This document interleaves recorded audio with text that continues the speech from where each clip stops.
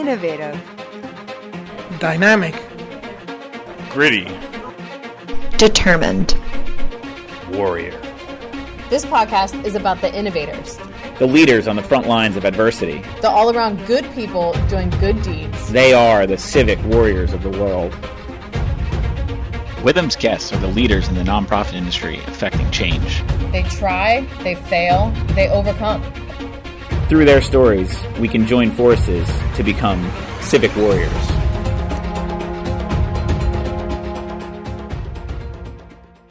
Hey, Warriors. Witham's guest on Civic Warriors today is Jeff Mullins, who's the VP of Operations of the 501c3 nonprofit Rebuilding Warriors.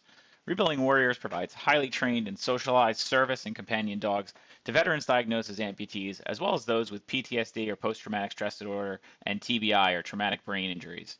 Most of their dogs are bred especially for this mission and have a highly sought-after demeanor. They provide these dogs to honorably discharge veterans from any branch of the armed forces or from any service era meeting eligibility standards, as well as first responders.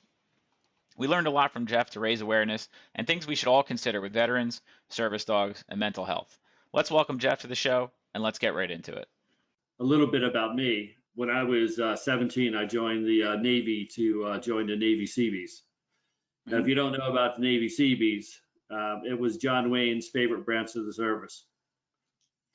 So I joined the Seabees as a construction worker, and so from 1977 until 1988, December of 88, I did probably 10 or 11 deployments abroad to go to different places to do construction projects. And then I had gotten out for a while. Went back in the New Jersey National Guard in '99. I met my wife in 2002. Was going to get deployed to Kosovo, and it was at that time frame where do I spend a honeymoon in Kosovo, or do I stay home and actually have a normal life? So I opted to get out. And a couple of years later, I rejoined, and I told my wife, I said, if I go back in, there's a chance that I'm deploying.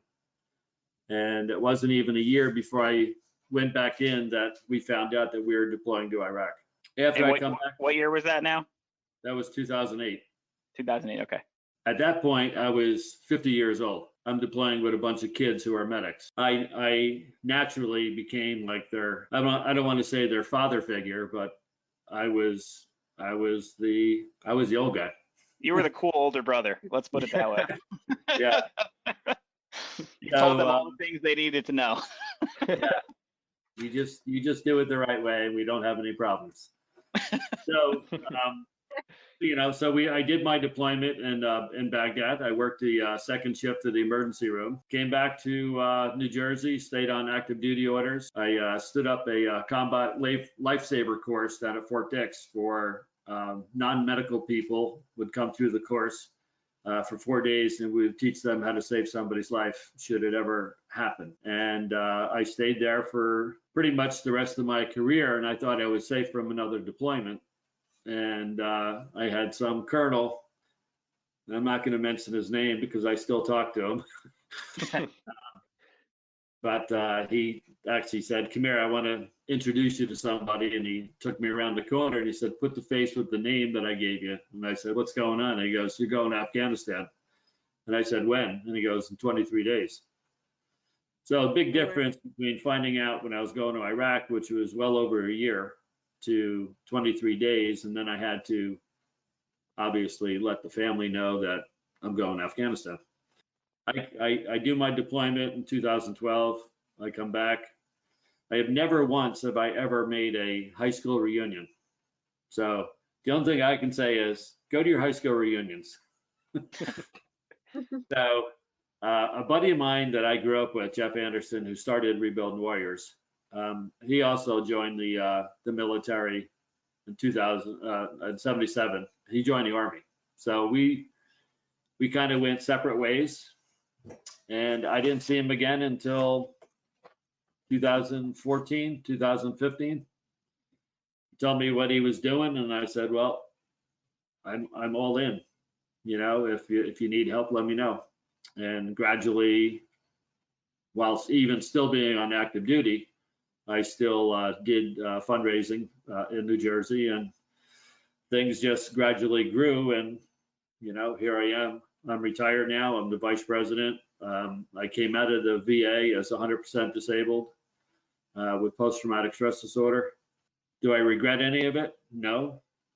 The biggest thing that I regret is what I have to deal with personally, but it is what it is. So I don't know if any of you met my sidekick, Zoe. Yeah, I met Zoe. Zoe's a lifesaver because there have been many times that I just said I really, really, really want to check out, and she's the one that keeps me going. That's the whole purpose behind Rebuilding Warriors is people like me, and I could talk about 100 other people getting a phone call that somebody's was going to kill themselves. They had the gun in their mouth, and they're looking straight at the dog, looking at them, and the bottom line was, he says, I couldn't do it. I couldn't do it to the dog. And now him and his dog are tra-la-la around doing whatever. And he doesn't have that urge to want to just kill himself. That's the good stories. In the beginning with Rebuilding Warriors, when it was formed, Jeff Anders started doing it money out of his own pocket. He was an Army dog handler, became a LA County Sheriff, dog handler, shot on duty. They retired him out of the sheriff's office. So somebody came to him and said, hey, do you think you can train a service dog for a Marine? And he kind of chuckled about it. And he trained the dog, and that was dog one. Now we have 105 dogs. Wow. So it just escalated, and we get bombarded with emails of people requesting a service dog, and it's like you have to really pick and choose, and we just can't give a dog to anybody, and the sad part about it is having to say no, and that's the hard part for me. I got a phone call a couple years ago, and the guy was very adamant, seemed like a very deserving guy, and he said, well, I really don't need one, but I want one. I went, whoa. Yeah. So I said, you don't need one, but you want one? And he goes, yeah. And I said, well, you're not getting one of ours. Why not? Yeah. And I said, yeah, sorry, dude. There's a lot more people out there better than you. Yeah, so I have a guy here in New Jersey. We were supposed to have our fundraiser May 3rd, which we canceled, and we probably aren't going to do a New Jersey fundraiser this year. But typically we give a dog to a veteran at our event. And he is so antsy about getting one. And I had to, I just don't have anything to tell him right now. I keep telling him, until they start opening up places where the dog can be trained in a mall to use the escalators and elevators and stuff like that, and go to a restaurant and lay at the table, and just can't give you the dog, And I know what he's feeling. I know he's frustrated. But it is, we have to wait until the dog is perfectly trained before we actually give the dog away. How long does it take to normally train a dog? The dogs typically start out as puppies. So the dog, as the dog grows, we socialize the dog, and then we teach the dog obedience. And then when the dog is at an age where you can teach other things to the dog that a recipient would need, that's when the actual specific training happens. Like if the recipient needs stability or something, so the dog would come in front of them, and the dog would stand there while you put your hands down on his front shoulders to help stand up or something. That all takes time, and like turning on lights and opening doors and stuff like that. Wow. But typically, the dog is going to be at least 14 months old before we give the dog away. So there's a lot of, it takes a little bit of time to do it. But unlike some of the other organizations out there, we don't use shelter dogs. We tried. It just, for us, it's just, why are you going to give a dog that may or may not have issues to somebody who does have issues? So for us, it's not a win-win situation. But other than that, it's, I got involved with it because this is more therapy for me. I get more therapy out of doing this and talking to other veterans who have dogs that we've given dogs to than I have ever gotten from the VA. The VA, all they wanted to do was pump you full of medication. And I couldn't do that. I would walk around like I was in a fog for, most of the morning. And then it was time to take my afternoon pills. And then I'm back in the fog again. So I just stopped taking the medications and don't want to say what else I'm doing, but I do have a You don't need car. to. It's all good. No, it is. It's legal. All we need to know. Yeah. No, But true that's- though. I mean, a lot of it is definitely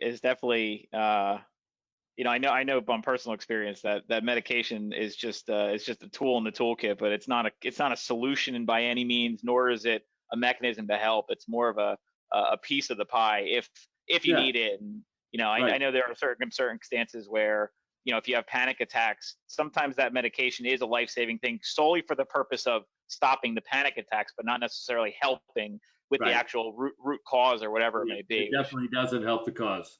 No, And no. regardless of how much you talk about it, that root cause doesn't go away.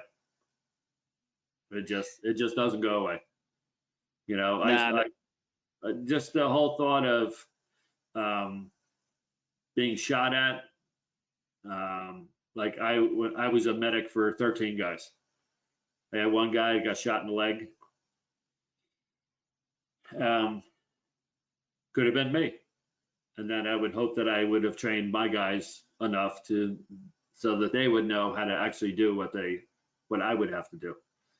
So it's a wonder, but some of that stuff, it'll always stay with you. It doesn't always go away.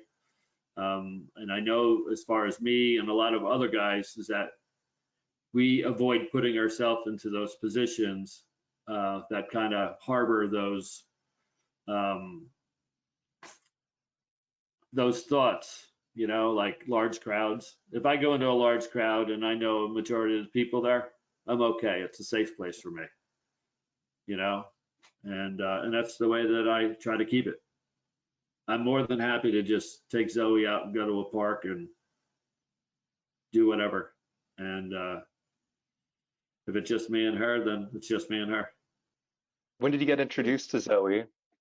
I actually, we stumbled upon Zoe. Our other dog that we rescued ended up with leukemia. We had her for I'm sorry. 12, 13 years. So she was probably like 15 years old.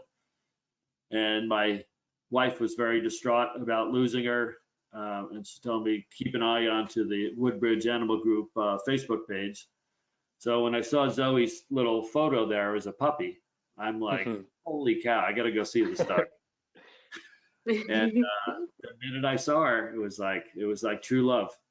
And so I finally got her. And I didn't do any paperwork with the shelter to get her. So finally, I think she was like, at that point, she was like 3.5, 4 months old. And I went back to the shelter when she was like 9 months, and I said, "Hey, can I fill out the paperwork now to make it?" They said, "Yeah, okay." So, but then, and then when I started doing Rebuilding Warriors, I got Zoe in 2015 or 2014.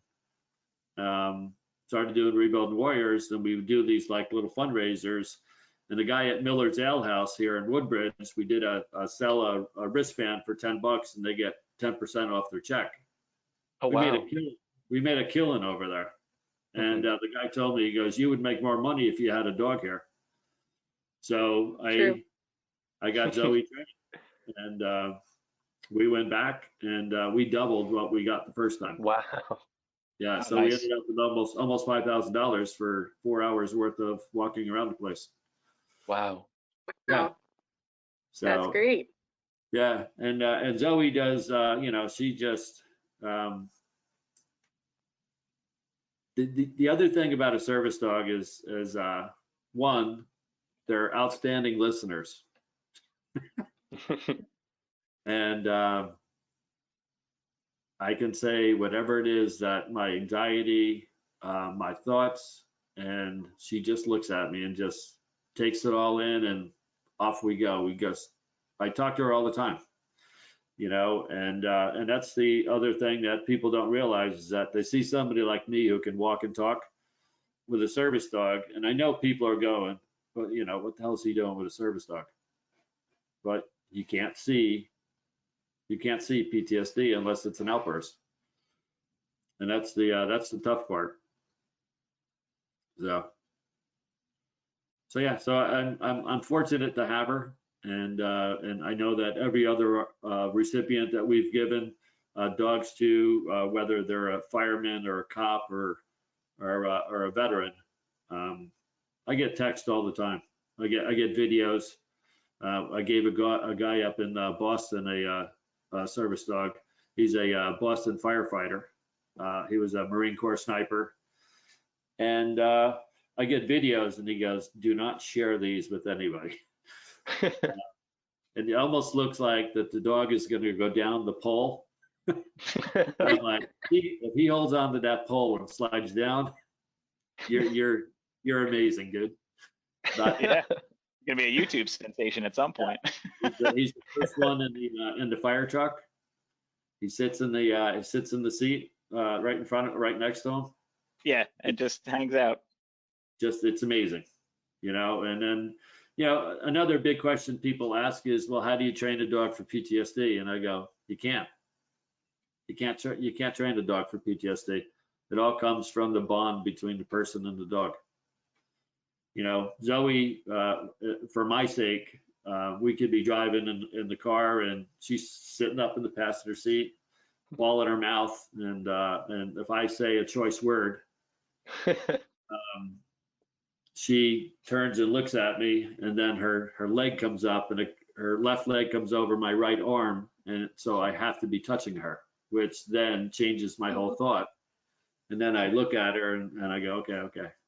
So it's the bond, and the bond that I have with Zoe is far more sophisticated than I could ever try to explain to somebody. Like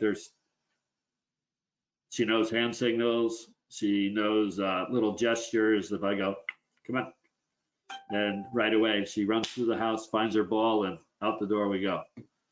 So it's amazing on just how smart they are, and it really it is what it is, I think the more people are aware, just to be a little courteous of the people around them, because you never really know what's going on in somebody's life. And the bond between a person and another human being, or a person and an animal, at the end of the day, all it really takes is for somebody, or just a quiet animal who can't respond, just to be there listening, and you can feel that they're there for you, whether they're saying something or they're not.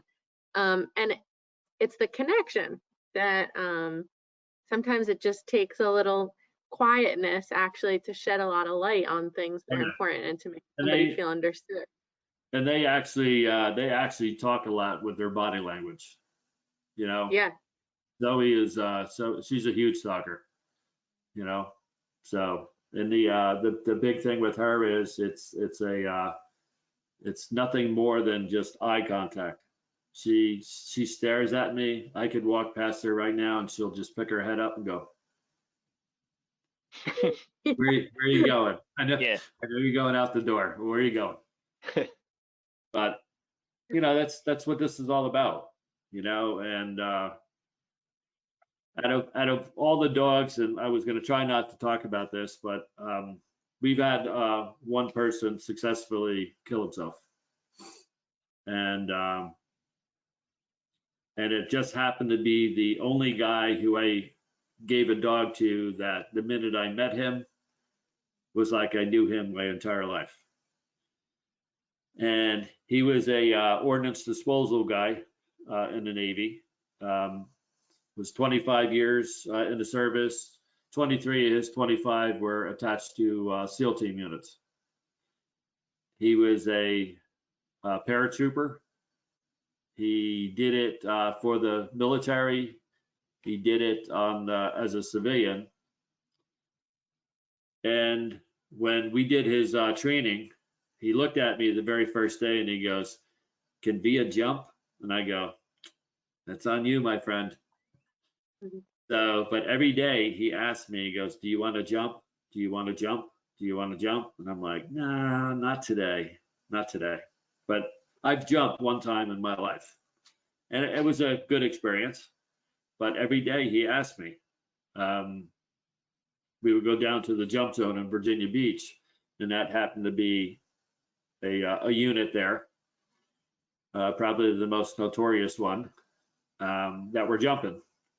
And I declined, and then we gave him the service dog. Probably about a year, little over a year afterwards, he shot himself. So it took me a while to talk to his wife to actually ask, how he did it, and it's sad, and it's just not supposed to happen, but far more people, the number 22 a day, and I know everybody's heard 22 a day, but that's only veterans. That doesn't count active duty, people in the reserves, National Guard, active National Guard. So the number is a lot higher than 22. So. Oh yeah, and include first responders in there, and there's a big stigma in the first responder world about even publicizing any of those statistics. Yeah, there's a couple state trooper people that, well, I know a lot of state troopers, and I know that there's been a few that have committed suicide in their cars. So sad. Yeah, so learning from these experiences and figuring out how we make a better world. From your perspective, how do us in the public, help? Is there anything that the public can do to help, in these scenarios? That a lot of it, as you said, is it's you're fighting your own demons, and it's hard to overcome that. But is there anything that the world can do to help prevent that from happening? Because obviously it's the last thing anybody wants.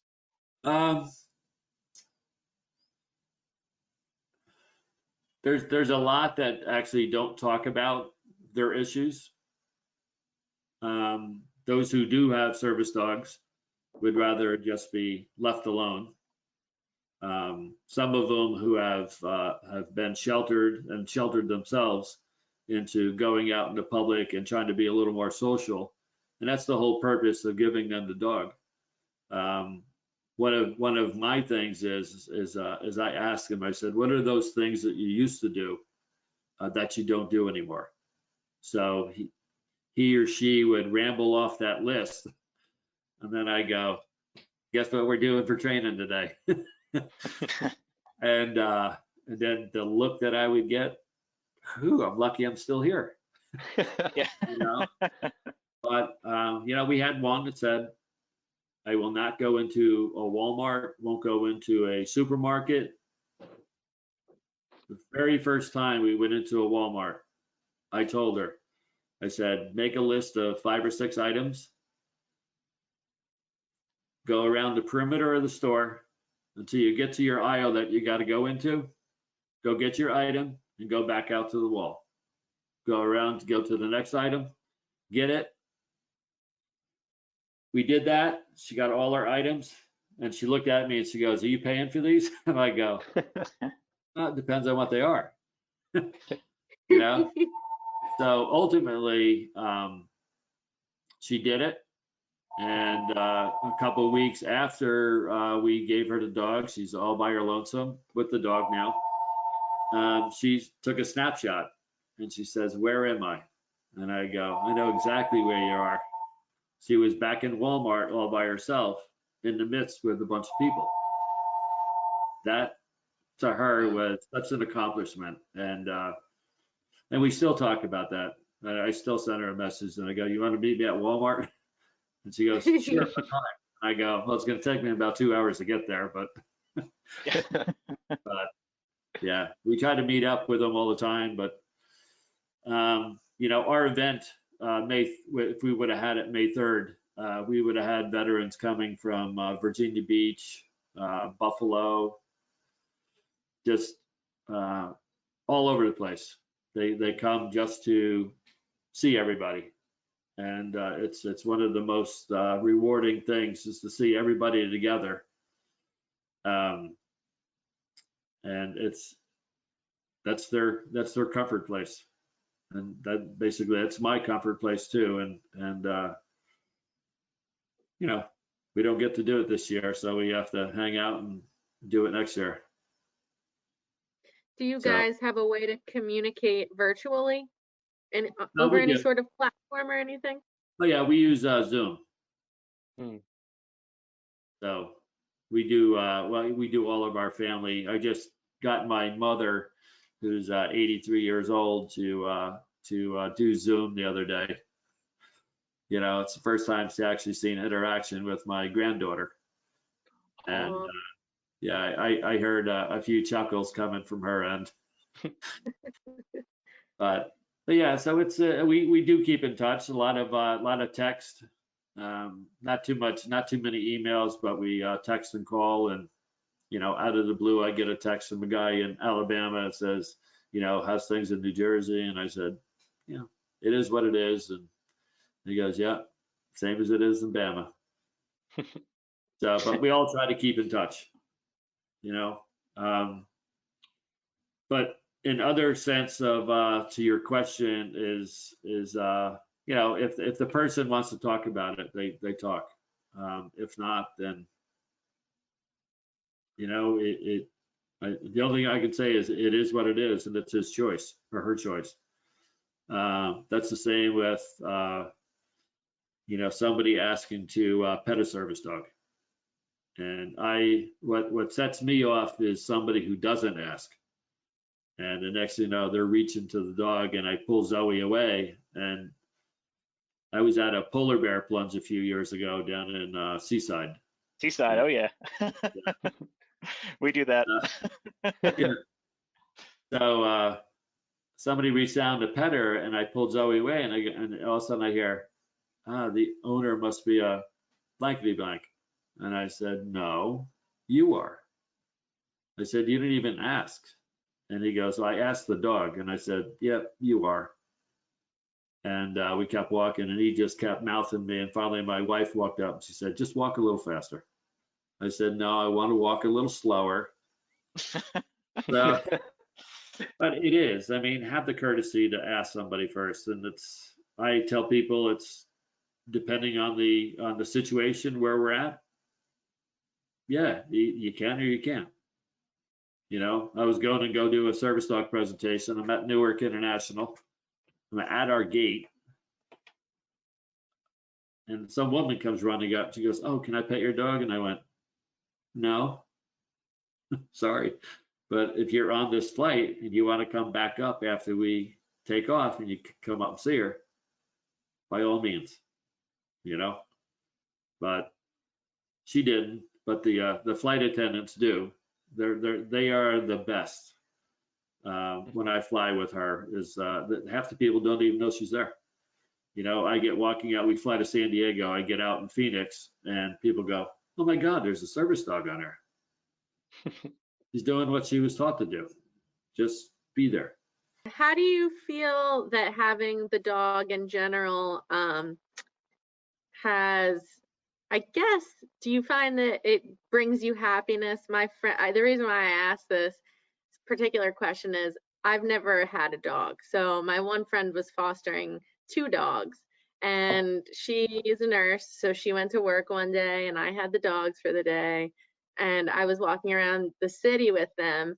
And it made me so happy to see how happy people were seeing animals. Like I couldn't believe how many more smiles I got just because I had these dogs. So I was wondering if you experience that, and when you're explaining to the people that are receiving the dogs, Do sometimes they have hesitations, and how do you kind of talk to them about the benefits and the joys that you get from having an animal? One of the things that one guy told me, he goes, one thing that I'm not going to like is people looking at me because he has a service dog. And I say, they're not looking at you, dude. They're looking at the dog. Leave it at that. Don't read into it. Just they're looking at the dog. They want to see what happens between you and the dog. If the dog is just laying next to you and people see the dog, personally, I don't think people could give a rat's butt to me. Or they just want to see Zoe. And I know that that's 100% true. There's people that go, oh, there's Zoe. And then, 5 minutes later, after talking to Zoe, they go, how's it going, Jeff? I go, thanks for remembering my name. Yeah. You're lucky if you get that, right? People mainly are looking at the dog. They're more curious as to the dog than they are the person, I think. And I try to tell them that there's going to be a lot of people that are going to want to talk to your dog. And there's a ton of people that always want to talk to the dogs, talk to Zoe. It's human nature, and it does bring a smile to a lot of people's faces, especially when you're out in the mall or to a restaurant, and people see her. There's a lot of people. There's a lot of amazement going on that she is trained so well that when I go into a restaurant, I have this round mat, this rectangular mat that I untie and I roll out. The minute it's out, she's on it, and she doesn't get up. People are none the wiser that she's even in the restaurant until we actually leave. So, and I just, it's sometimes it's really hard to explain how to tell somebody how others are going to react to your dog. Everybody's different.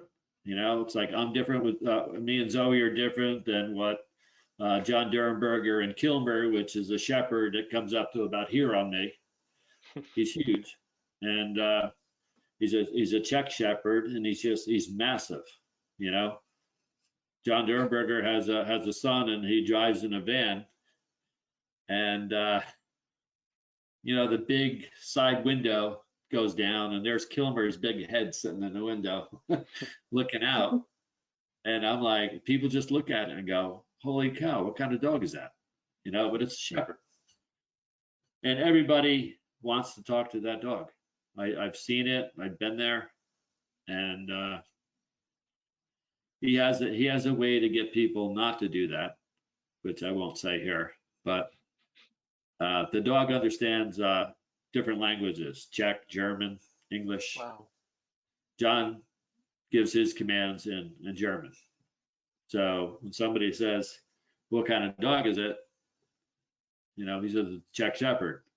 And John always says to him, dog doesn't understand English. You got to speak Czech to it. So he does whatever it is that he does. And he goes, go ahead, you try it. And now you got the people doing exactly what he was doing, just making noise. No, you're not doing it right.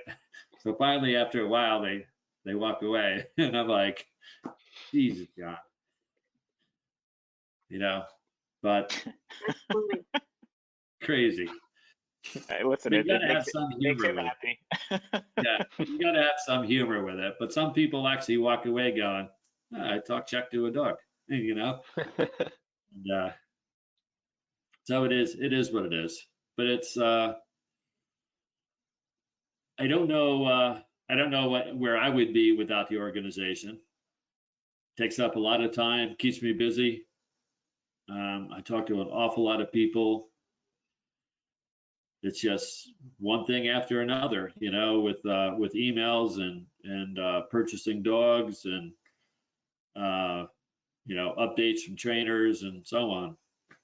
So it's keeps me busy, and I can't complain about that.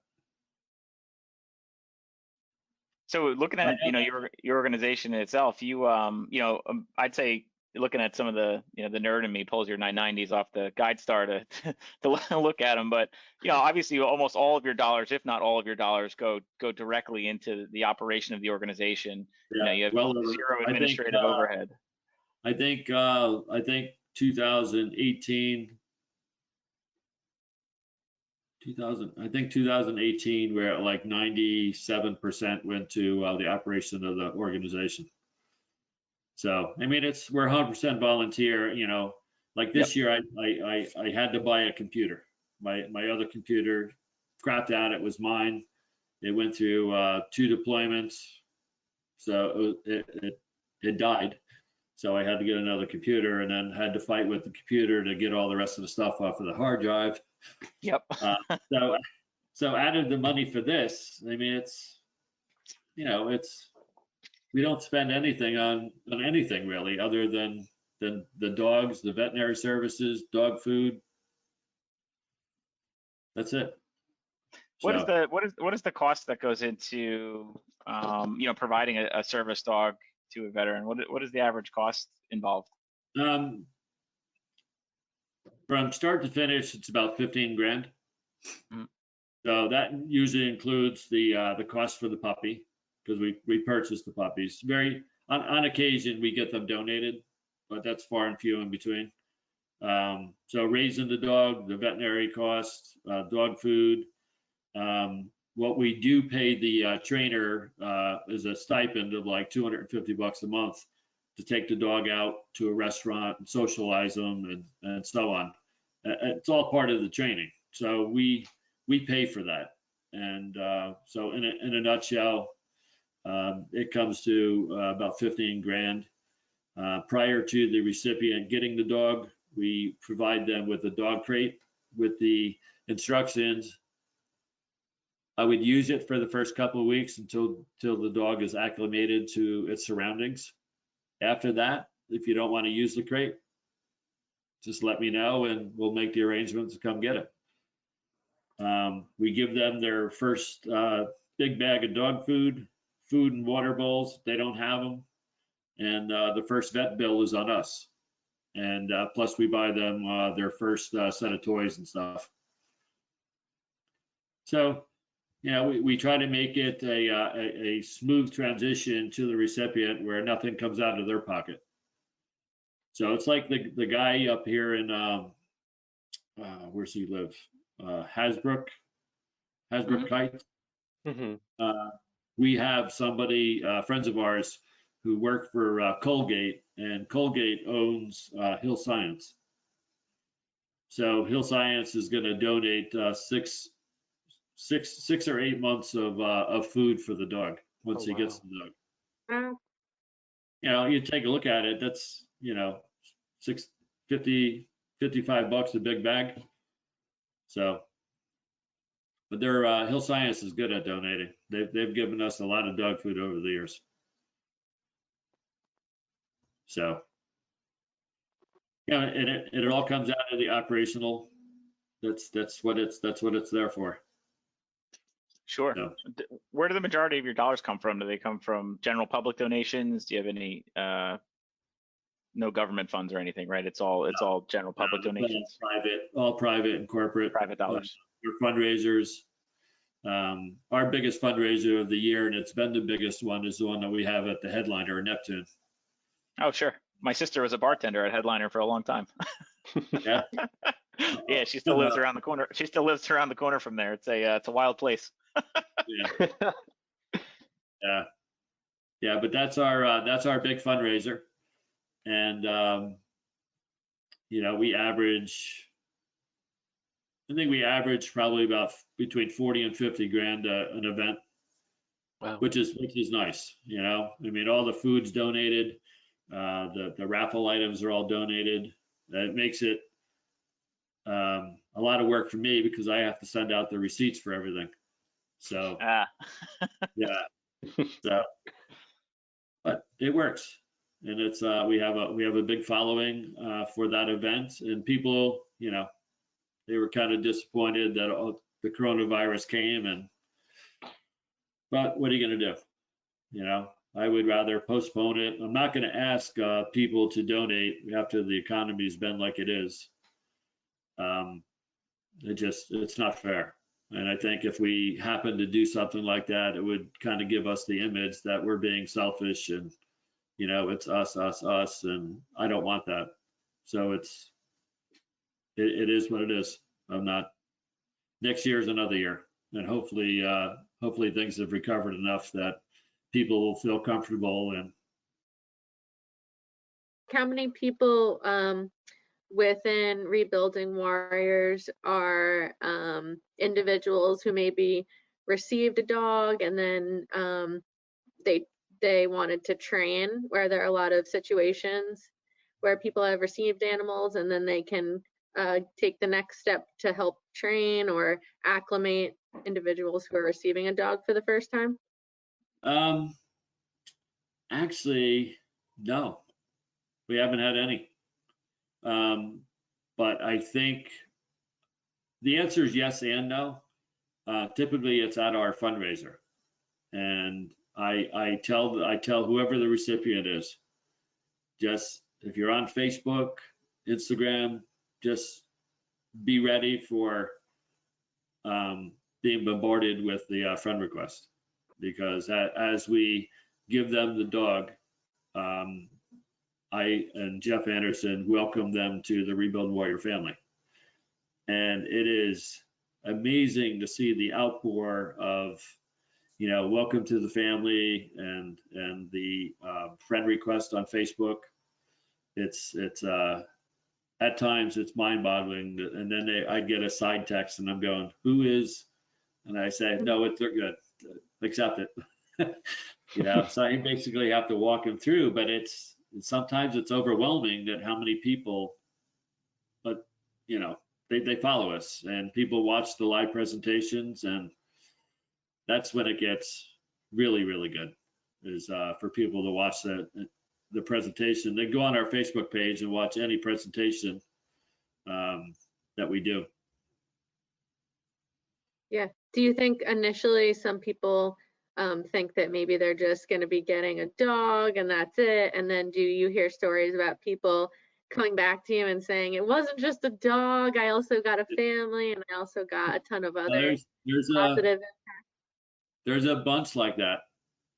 There's one guy who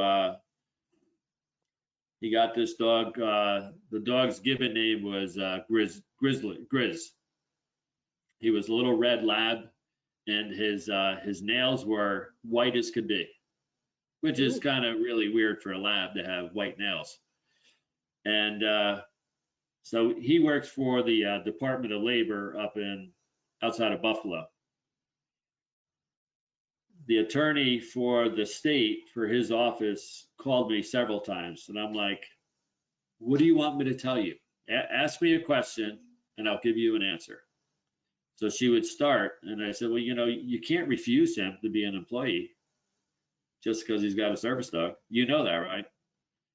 Well, I said, you know that, right? And finally she said yes. And I said, so what's the big deal? She goes, well, what if people are allergic to dogs? And I said, well, tell them not to touch the dog. I really don't know what to tell you. That's your workplace setting that you have to deal with. I can't do that. So I think about 3 weeks after he got the dog, he sends me a photo that his dog has a New York State Department of Labor ID card. So it all goes hand in hand. And like he has, he rides a motorcycle. He's got a sidecar. The dog rides in it with him. The round goggles. It's got the goggles. That's adorable. Go dog, go. Some people do the damnedest things, but they want to do them with their dog, and it's amazing on the steps and the efforts that they go through so that they can do it. So, but it is a big family. There's a lot of people that aren't recipients that are considered part of the family, that because of how much work that they do for us, it's crazy. It has grown so big since since I and my wife did our first fundraiser here in New Jersey, it's like everybody asks, when's the next event? When's the next event? And then new people are asking, what can we do? What can we do? And I'm like, go talk to my wife. Yeah. That's not my gig right there. But it's hard, and last year I had to step away from the fundraising side of it with the raffles because it just, to me, it got overwhelming, and we've had 180 raffle items, Wow. and I'm like, I look and we have a small house. We don't have a garage to put stuff in, so everything gets packed into our front bedroom. And then when it comes time to load things up, we have people that come over and they start making baskets, and then we load up a great big trailer and off we go. But for me, it gets overwhelming because I want nothing to do with that side of it. I don't mind going and asking if they'll donate, like the golf courses. We get a ton of golf courses. Deal Country Club, which is exclusive to members only, they donated every year. Wow. Trump National and Colts Neck donates. So many of them. Jumping Brook. I did go to the right outside of Princeton. There's a nice little golf course down there that I went to, and they donated. Now I have all these golf foursomes that I have to call them up when somebody answers the phone and say, what do you want me to do with them? You want me to just trash them? Or I've already given them the receipt for them. So I'm kind of hoping they'll say, well, use it, but if not, I'll save it for, if they'll honor the certificate, we'll do it for another fundraiser next year. Yeah. So where do you as an organization need support? I mean, do you feel it's financial? Do you feel it's like volunteers, like you said, having someone help manage the fundraising process is a full-time job in itself. Where do you feel that Rebuilding Warriors needs help? I think more so financially, because we do 2 fundraisers here in New Jersey, one that we host and one that somebody else hosts. So we don't do nothing there but show up, which those are the ones that I like. But we do some stuff with it, but we have an awful lot of people that volunteer to help out with the fundraisers. So that way I can step aside from that and leave it to my wife, my daughter, and who they choose to assist them. And it's last year it worked out extremely well, and I was happy. And all I had to deal with was the media people, the recipient, the trainer, make sure that he's adequately trained before we actually give him the dog, and that's the way we like it. So to actually answer, we'll never turn away volunteers, but typically our goal is to do the number of dogs that we do per year is based on how much money we have that allows for the dogs. Because we have a lot of people in the pipeline that are just in as either a yes or a no, and a more majority of them are yeses. So we kind of cut the number off until we figure out how much money that we have that we can spend and still leave us enough money to start the following year, for our kind of like our cushion. So usually it averages out. This year we're going to have probably dog presentation after dog presentation after dog presentation when it we finally have that avenue in which to go someplace to give a service dog. So I would say that we totally rely on money. I think we do have enough people set in place that orchestrate the fundraising side of it. Other than that, I think we're good, you know, and I try to encourage people to come actually see a service dog presentation in person because you'll never forget it, you know. Some of them are hard for me to get through because I know what it's like and I know how their life is going to change by getting the dog. And there have been times up on the stage in front of, 1,200 people that I have to stop talking before I get too emotional where I can't talk. And then typically my wife comes and takes the mic and like, I'll finish this.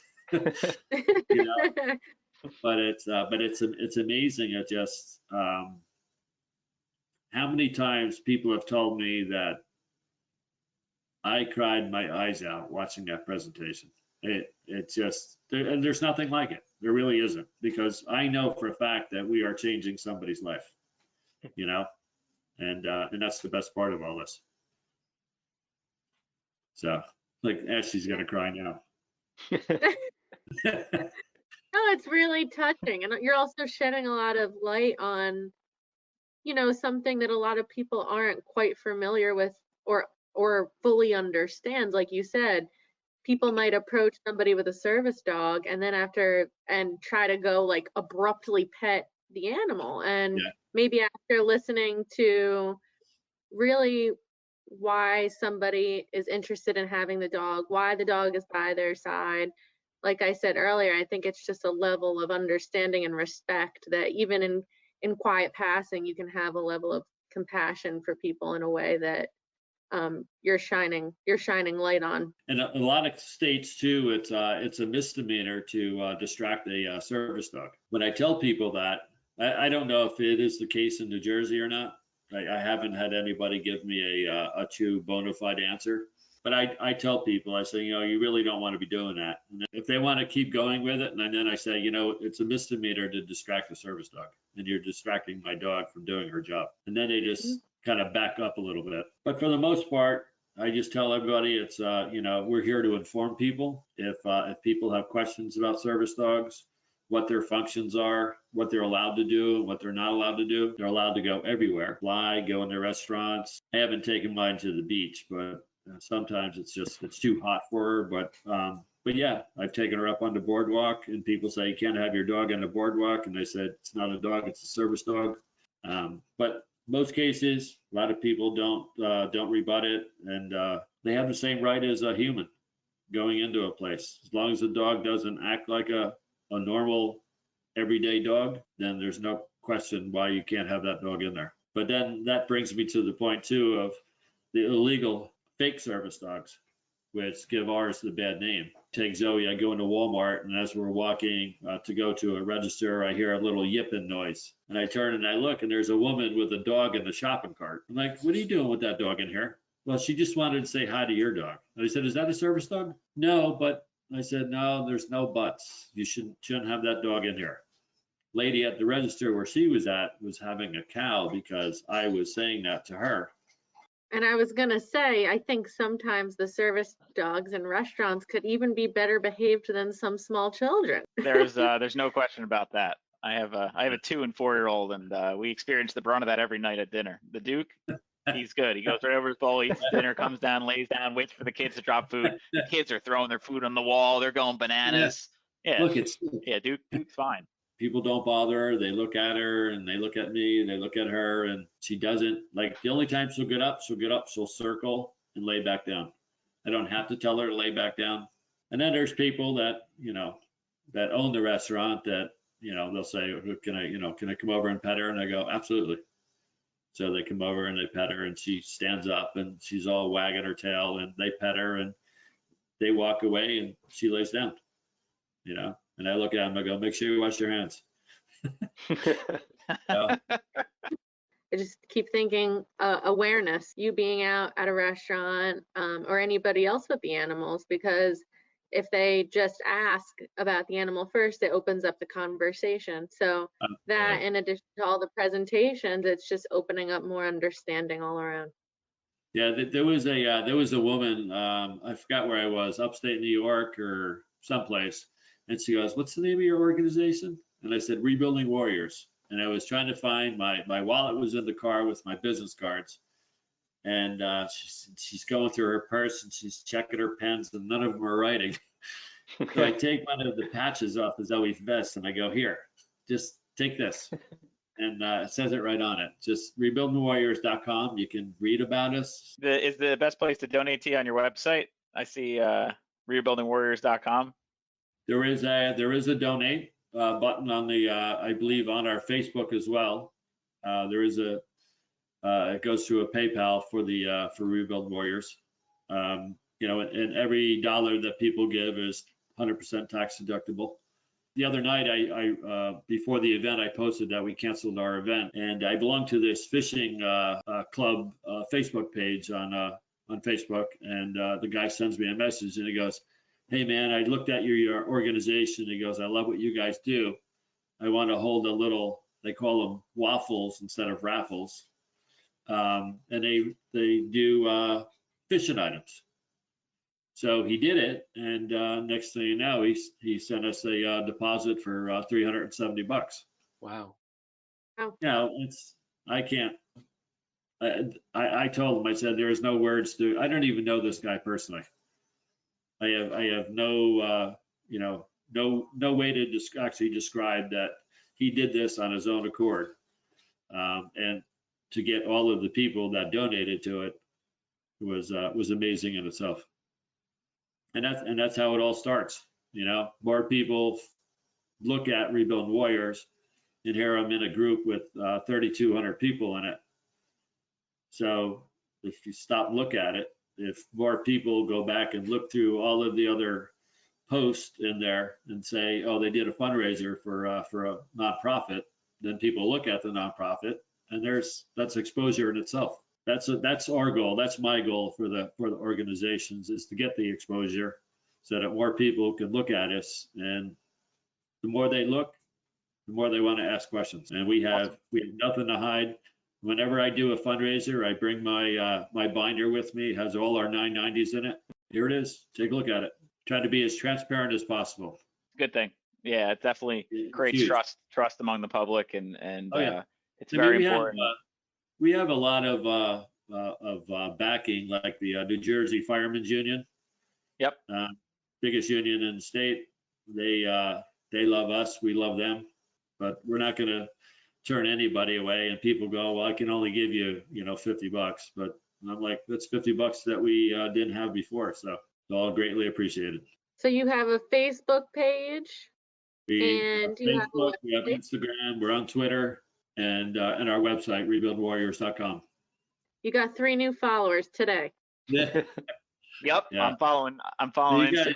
You guys get your due diligence before this anyway, so. Yeah, we already creeped you guys out. We already stopped you there. We found it all. Yeah. Wait till I talk to Amber again. Yeah. So it's good though. This was I was totally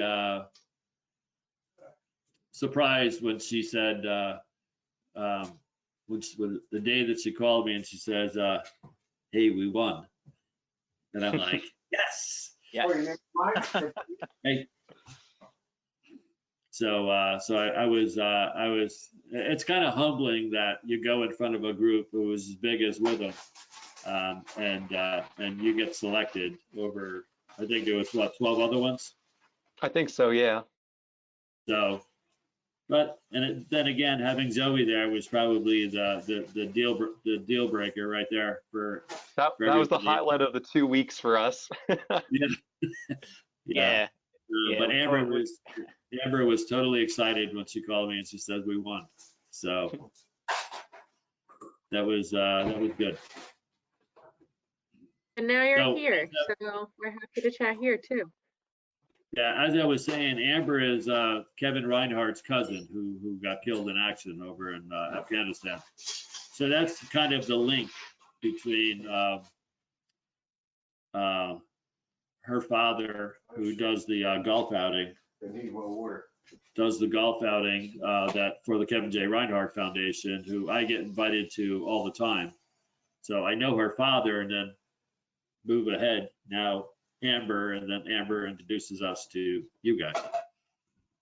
So which is pretty cool. So the circle grows. And it will continue with our millions of followers on our podcast. Yeah. Let's go. Let's push it out.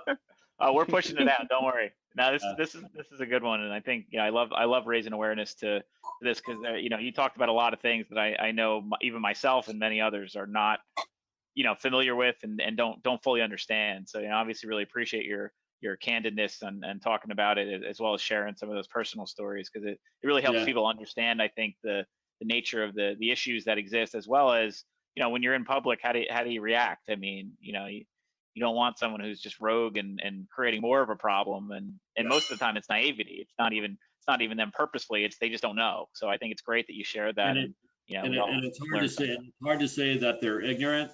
It's just that people don't know. So the more that we get to talk about it and explain the etiquette, what should be the normal etiquette with service dogs and other people who aren't the recipient, what they should do or how they should act is one thing, and how they ultimately act is obviously it's another thing. And hopefully the two of them come together as the right thing, And I always try to tell people, just please ask. I don't care who pets Zoe, just ask. Appreciate your time. I mean, thanks for sharing your story. Obviously, it's we just can't say enough thank you for all you do. We're here, and this is what we can do. And as long as we get the word out, all I can say is, follow us, check out our website, rebuildwarriors.com, and follow us on Facebook and Instagram. So we have a lot of information. Obviously, right now there's not a lot up there, but typically we do live presentations on Facebook for people to follow and watch. Thanks for having me, and you guys stay safe and have a great day. You too, Jeff. Thank you. You too. Yeah, thanks. you. Hey, Warriors. Thanks for tuning in. On the next episode of Civic Warriors, we'll talk with Nancy Rudgers from Nourish, New Jersey on how they continue to feed and fuel lives in their community amid the COVID-19 pandemic. Make sure to subscribe to Civic Warriors, and thanks for all your support. Have a great day.